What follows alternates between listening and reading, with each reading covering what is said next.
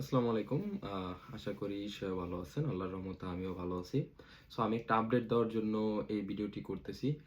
কোয়াংজো women's university যেটা Guangzhou সিটিতে অবস্থিত। আপনার যারাই এটাতে ভিসাতে অ্যাপ্লিকেশন করেছেন ফার্স্ট রাউন্ড, সেকেন্ড রাউন্ড এবং যারা থার্ড রাউন্ড অ্যাপ্লিকেশন করতেছেন। সো আজকে আমাদের কাছে একটা রিসেন্ট আপডেট আসছে, সেটা হচ্ছে ওই ইউনিভার্সিটিতেও যারা অ্যাপ্লিকেশন করবেন তাদেরকে ব্যাংক স্টেটমেন্ট এবং সলভেন্সি দুইটাই সাবমিট করতে হবে এবং লেনদেনের হিস্ট্রি 2 থেকে 3 মাসের অ্যাটলিস্ট দিতে হবে। তো এটা হচ্ছে আজকে আমাদের আপডেট আসছে কিছুক্ষণ আগে। আপনারা হয়তো বা জানেন যারা অ্যাপ্লিকেশন করেছেন ফার্স্ট রাউন্ড এবং সেকেন্ড রাউন্ড দুইটাই কিন্তু এখন ইমিগ্রেশন আছে।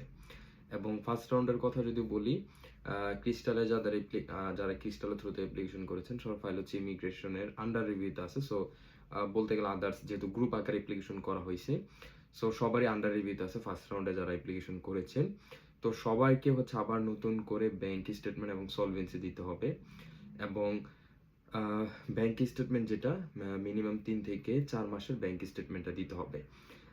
তাই যেহেতু কালকে হচ্ছে রবিবার আছে, সবাই হচ্ছে কালকে ব্যাংক থেকে তুলে সাথে সাথে দিয়ে দিবেন আপনি যে এজেন্সিতে অ্যাপ্লিকেশন করেছেন। কারণ হচ্ছে এরপর হচ্ছে বাংলাদেশের পরিস্থিতি কি হয়ে যায় বলা যায় না।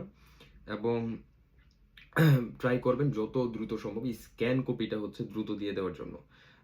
হার্ড কপিটা একটু পরে দিলেও হবে, বাট স্ক্যান কপিটা আপনারা যে এজেন্সিতে অ্যাপ্লিকেশন করেছেন দ্রুত দিয়ে দিবেন। আর আমি যেটা বলবো, ভয়ের কিছু নাই। আমরা আশা করতেছি ওই ইউনিভার্সিটির ভিসার ইস্যুটা ভালো থাকবে ইনশাল্লাহ।